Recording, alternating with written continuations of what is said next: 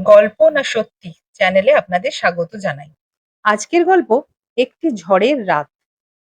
Cycle চালাতে চালাতে রবি আকাশের দিকে একবার তাকালো। ঘন কালো মেঘে আকাশটা ঢেকে গেছে। ঝড় আসার পূর্বে চারদিকে যেন একটা থমথমে ভাব। কিন্তু তাকে তো দেবীপুরে পৌঁছতেই হবে। সে তাড়াতাড়ি করে সাইকেলের প্যাডেল চালাতে লাগলো, কিন্তু বেশি দূর যেতে পারলো না। হঠাৎ জোরে ঝোড়ো হাওয়া, চোখ ঝলসানো বিদ্যুৎ ও কান ফাটানো বজ্রপাত শুরু হয়ে গেল। আর তারপরেই মুষলধারে বৃষ্টি। এত জোরে জোরে বৃষ্টি শুরু হলো যে সামনে রাস্তায় কিছুই দেখা গেল না। কোনো উপায় না দেখে সামনে একটা বট গাছের নিচে সে দাঁড়িয়ে গেল। কিন্তু এত জোরে বৃষ্টি হচ্ছে যে সে কোনোভাবেই বৃষ্টির হাত থেকে নিজেকে বাঁচাতে পারল না। সে আকাশের দিকে তাকিয়ে বলতে লাগলো, ভগবান, এই বৃষ্টি বজ্রের হাত থেকে আমাকে বাঁচাও। কিছুক্ষণ পরে বৃষ্টি ও বজ্রপাত একটু বন্ধ হলো, কিন্তু এখন রাস্তার যা অবস্থা তাতে সাইকেল চালিয়ে আর যাওয়া যাবে না। বাধ্য হয়ে সাইকেলটাকে ঠেলে ঠেলে নিয়ে যেতে লাগলো। কিছুটা দূর যাওয়ার পর সে বুঝতে পারলো যে সে রাস্তা হারিয়ে ফেলেছে। এটা তো দেবীপুর যাওয়ার রাস্তা নয়। সে চিন্তায় পড়ে গেল। সে এবার কি করবে? ঠিক তখনই পিছন থেকে একটা কণ্ঠস্বর বলে উঠল, বাবু, আপনি কি রাস্তা হারিয়ে ফেলেছেন? রবি চমকে গেল। পিছন ফিরে তাকাতেই দেখতে পেল অন্ধকারের মধ্যে একটা ছায়া দাঁড়িয়ে আছে। রবি জিজ্ঞাসা করল, কে আপনি? তখন সেই ছায়া মূর্তি বলল, আমার নাম ভোলা। রবি বলল, আমায় দেবীপুর যেতে হবে। তখন ভোলা বলল, যেতে পারবেন না বাবু, দেবীপুর যাওয়ার রাস্তা বন্ধ হয়ে গেছে, রাস্তায় গাছ উপড়ে পড়ে আছে। রবি চিন্তায় পড়ে গেল। সামনের অন্ধকার রাস্তার দিকে খানিকক্ষণ তাকিয়ে থাকলো। ভোলা বলল, বাবু, পাশেই আমার চায়ের দোকান আছে, চলুন সেখানে বসবেন, এখনই আবার বৃষ্টি শুরু হয়ে যাবে। রবি একবার আকাশের দিকে তাকালো, তারপর ভোলার কথায় খানিকটা অনিচ্ছা সত্ত্বেও রাজি হয়ে গেল। ভোলা বলল, আসুন বাবু, আমার সঙ্গে আসুন। রবির ইচ্ছা না থাকলেও ভোলার পিছন পিছন যেতে লাগলো, কিন্তু কোনো কিছুই তো ঠিক লাগছিল না। যখন থেকে ভোলার সঙ্গে দেখা হয়েছে তখন থেকে কি একটা পোড়া গন্ধ পাচ্ছিল। ভোলা তাড়া দিতে লাগলো, বলল, তাড়াতাড়ি আসুন বাবু, এখনই আবার ঝড় বৃষ্টি শুরু হয়ে যাবে। রবি তাড়াতাড়ি সাইকেলটাকে ঠেলে ঠেলে নিয়ে চলতে লাগলো। একটু দূরে চলার পরে একটা অশ্বত্থ গাছ দেখতে পেল। পাশেই একটা কুঁড়ে ঘর ছিল, তাতে হ্যারিকেন জ্বলছিল। ভোলা আবার বলল, আসুন বাবু, এটাই আমার চায়ের দোকান। রবি সাইকেলটাকে অশ্বত্থ গাছের গায়ে ঠেস দিয়ে রেখে দিল। দোকানের দিকে তাকিয়ে দেখলো একটা উনুন রয়েছে, আর চা বানানোর সরঞ্জাম চারিদিকে ছড়িয়ে ছিটিয়ে রয়েছে। এসব দেখে তার মনে একটা প্রশ্ন এলো, এত ফাঁকা শুনশান জায়গায় কে চা খেতে আসে? ভোলা রবির বসার জন্য একটা মোড়া নিয়ে এলো, বলল, বাবু, এখানে বসুন, আমি চা নিয়ে আসছি। রবি তার ব্যাগটাকে কোলে ভালো করে চেপে ধরে নিয়ে বসলো। এতে অনেক টাকা পয়সা কাগজপত্র আছে।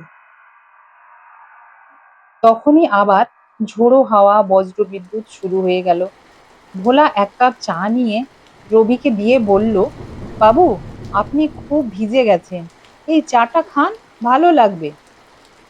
রবির মনে একটা প্রশ্ন এলো, এত তাড়াতাড়ি চা বানানো হয়ে গেল? রবির এসব কিছু স্বাভাবিক লাগলো না। তখনই হালকা হালকা বৃষ্টি শুরু হয়ে গেল। রবি চায়ে চুমুক দিতে দিতে ভোলাকে জিজ্ঞাসা করেই ফেললো, এত শুনশান জায়গায় চা খেতে কে আসে? তখন ভোলা বলল, এই একটু দূরে আগে একটা বাস স্ট্যান্ড ছিল, তখন অনেক লোক আসতো চা খেতে। আর এখন কে আসে? রবি জিজ্ঞাসা করলো। তখন ভোলা বলল, এই আপনার মতোই, কেউ কেউ রাস্তা ভুলে গেলে তখন আসে।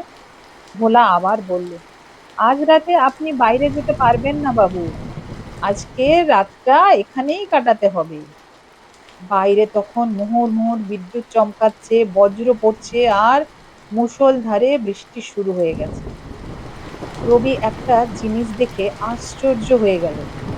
বাইরে এত ঝোড়ো হাওয়া চলছে, কিন্তু হ্যারিকেনের শিখাটা একটুও নড়ছে না, একভাবে জ্বলছে। রবির মনে হতে থাকলো ওর চারদিকে যা কিছু ঘটছে এসব কিছু সত্যি নয়, যেন এসব কিছু একটা কোনো চাল, যেটা কিনা তাকে পুরোপুরি ঘিরে রেখেছে। রবির বুকের ভেতরটা কেমন যেন ধকধক করে উঠলো। যখন বৃষ্টি থামলো তখন অনেকটা রাত হয়ে গেছে, খাওয়া দাওয়া হয়ে গেছে। ভোলা রবির জন্য বারান্দায় বিছানা করে দিল আর তার বউকে ডেকে বলল, ভ্রমর, কোথায় গেলি? বাবুর জন্য একটা পান সেজে নিয়ে আয়। বাবু এখানে একটু শুয়ে পড়ুন। এরপর ভোলা বলল, আসুন বাবু, ভয় পাবেন না, আমি আর ভ্রমর তো আছি। রবি ভয়ে ভয়ে আস্তে করে মাথা হিলিয়ে সম্মতি জানালো, কিন্তু মনে মনে কেউ যেন তাকে বারবার একটাই কথা বোঝাবার চেষ্টা করছে, এসব সত্যি নয়। তখনই ভিতর থেকে একজন মহিলা বাইরে বেরোলো। তার মাথায় ঘোমটাটা মুখ পর্যন্ত ঢাকা। বলল, বাবু, এই নিন আপনার পানটা। রবি ভয়ে ভয়ে হাত বাড়িয়ে আস্তে করে পানটা নিয়ে নেয়, কিন্তু তখনই একটা আজব গন্ধ, ঠিক যেন তাজা রক্তের গন্ধ, তার নাকে ভেসে আসে। আর সেই সময় হঠাৎ করে একটা ঝটকা হাওয়ায় ভ্রমরের ঘোমটাটা খুলে যায়। এ কি, কি বীভৎস মুখ!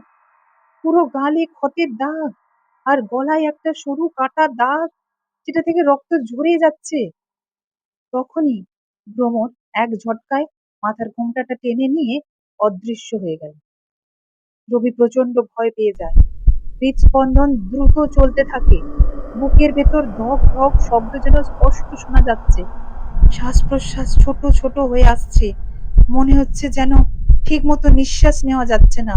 হাত পা ঠান্ডা হয়ে যাচ্ছে। ভোলা হ্যারিকেনের আলোটা একটু কমিয়ে দিয়ে ঘরের ভিতর ঢুকে গেল। রবি মনের মধ্যে ভীষণ অস্বস্তি নিয়ে আস্তে করে বিছানায় শুয়ে পড়ল।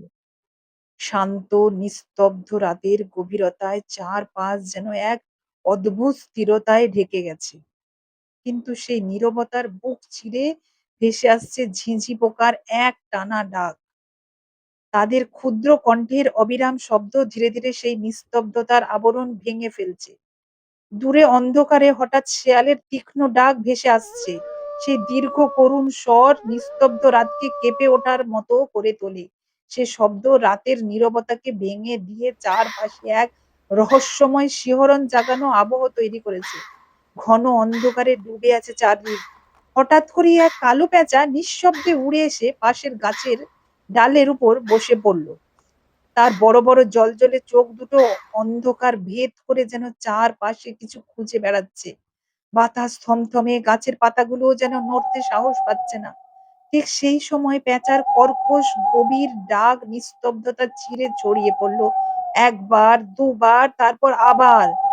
মনে হলো সেই ডাকের মধ্যে লুকিয়ে আছে কোনো অজানা সংকেত, কোনো অশুভ আগমনের পূর্বাভাস। দূরে কোথাও শুকনো ডাল ভাঙার শব্দ শোনা যায়। আর চারপাশের অন্ধকার যেন আরো ঘন হয়ে এসে সবকিছুকে গ্রাস করতে থাকে। সেই মুহূর্তে মনে হয় এই নীরব রাত আর নিরাপদ নয়। কিছু একটা অদৃশ্য উপস্থিতি যেন ঠিক আশেপাশেই ঘুরে বেড়াচ্ছে। সারাদিন এত পরিশ্রম গেছে, ধীরে ধীরে রবির দুটো চোখের পাতা এক হয়ে যায়। সে ঘুমে ঢলে পড়ে। হঠাৎ একটা বীভৎস শব্দ শুনে রবি ধড়মড় করে উঠে বসে পড়ে। সে পাগলের মতো এদিক ওদিক দেখতে লাগলো। এ কিসের শব্দ?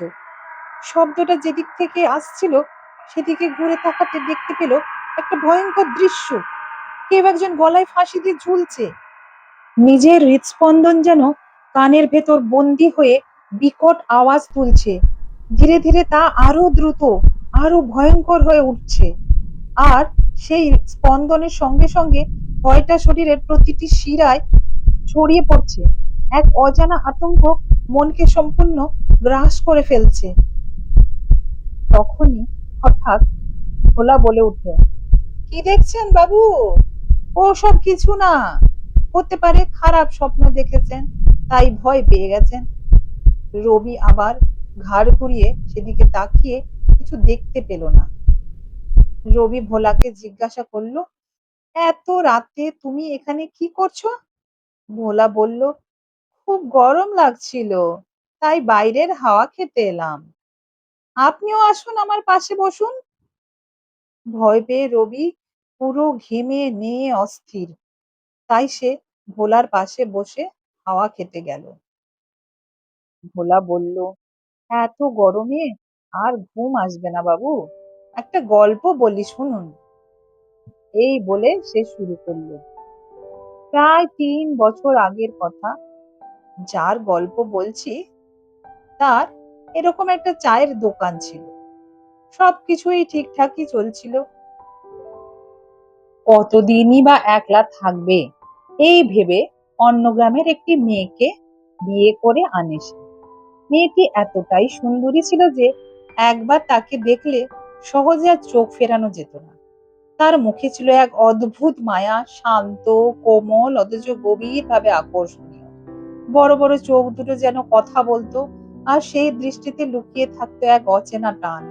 তার হাঁটা, তার হাসি, সবকিছুর মধ্যেই ছিল এক স্বাভাবিক সৌন্দর্য, যা আলাদা করে চোখে পড়ার মতো। গ্রামের লোকেরা যখনই তাকে দেখতো একটু থমকে যেত। মনে হতো এমন সৌন্দর্য এই নির্জন পরিবেশে যেন বেমানান, আবার ঠিক ততটাই মোহময়। তার উপস্থিতি যেন চারপাশের সাধারণতাকেও অসাধারণ করে তুলতো, আর অজান্তেই সবাই তার দিকে তাকিয়ে থাকতে বাধ্য হতো। বউ আসার পর থেকে চায়ের দোকানটা যেন আরো জমজমাট হয়ে উঠলো। বউ নিজেও দোকানের কাজে হাত লাগাতে শুরু করলো। চা বানানো, গ্লাস ধোয়া, খদ্দের সামলানো, সবকিছুতেই তার ব্যস্ততা বেড়ে গেল। কিন্তু এই ব্যস্ততার মাঝেই এক নতুন অস্বস্তি ধীরে ধীরে জেগে উঠতে লাগলো। শশাঙ্ক নামে একটি ছেলে প্রতিদিনই দোকানে আসে। প্রথমে বিষয়টা স্বাভাবিকই মনে হয়েছিল। গ্রামের ছেলেরা তো প্রায়ই আড্ডা দিতে আসে, কিন্তু শশাঙ্কের আশা যেন অন্যরকম ছিল। সে শুধু চা খেয়েই চলে যেত না, ঘন্টার পর ঘন্টা বসে থাকতো। তার চোখ প্রায়ই অকারণে ঘুরে যেত বউটির দিকে, নীরবে, স্থির ভাবে। এই দৃশ্যটা ধীরে ধীরে তার চোখে পড়তে শুরু করলো। অজান্তেই তার ভেতর এক ধরনের অস্বস্তি, এক অদ্ভুত অশান্তির জন্ম নিল। দোকানের ভিড়, হাসি ঠাট্টা, সবকিছুর মাঝেও সে যেন খেয়াল করত শশাঙ্ক এখনো বসে আছে, এক ভাবে তাকিয়ে। কেন যেন বিষয়টা তার আর ভালো লাগছিল না। মনে হচ্ছিল তার ছোট্ট শান্ত জীবনের ভেতর কেউ নিঃশব্দে একটা অচেনা ছায়া ফেলেছে। একদিন সে বউকে বলল, বাজারে যেতে হবে, ফিরতে অনেক রাত হয়ে যাবে। শশাঙ্ক সেদিনও দোকানে এলো। ধীরে ধীরে রাত নামলো, চারপাশ নিস্তব্ধ হয়ে এলো। নির্জনতার সুযোগে সে বউটির সঙ্গে সময় কাটাতে শুরু করলো। হঠাৎই ঝোড়ো হাওয়া শুরু হয়ে গেল, আকাশটা মেঘে ঢেকে গেল। ঘরে বউ একলা থাকতে ভয় পাবে ভেবে শেষ বাসে ফেরার কথা থাকলেও সে মাঝপথ থেকেই ফিরে এলো। অন্ধকারে ঢেকে থাকা পথ পেরিয়ে যখন সে নিজের ঘরের কাছে পৌঁছলো, তখন ভেতর থেকে ভেসে আসা চাপা হাসির শব্দ তার বুকের ভেতর আগুন জ্বালিয়ে দিল। দরজা ঠেলে ভেতরে ঢুকতেই দৃশ্যটা তার চোখে পড়ল, আর সেই মুহূর্তেই যেন তার সমস্ত সংযম ভেঙে গেল। মাথা ঝাপসা হয়ে গেল রাগে, অপমানে, বিশ্বাসঘাতকতায়। কোনো কিছুই না ভেবে সে হাতের কাছে থাকা ধারালো অস্ত্র তুলে নিল, আর এক ঝটকায় বউয়ের গলায় আঘাত করলো। সবকিছু যেন মুহূর্তের মধ্যে ঘটে গেল। শশাঙ্ক পালানোর চেষ্টা করছিল, কিন্তু সে সুযোগ পায়নি। উন্মত্ত ক্রোধে সে তাকে ধরে ফেলে দড়ি দিয়ে গলায় বেঁধে ঝুলিয়ে দেয়।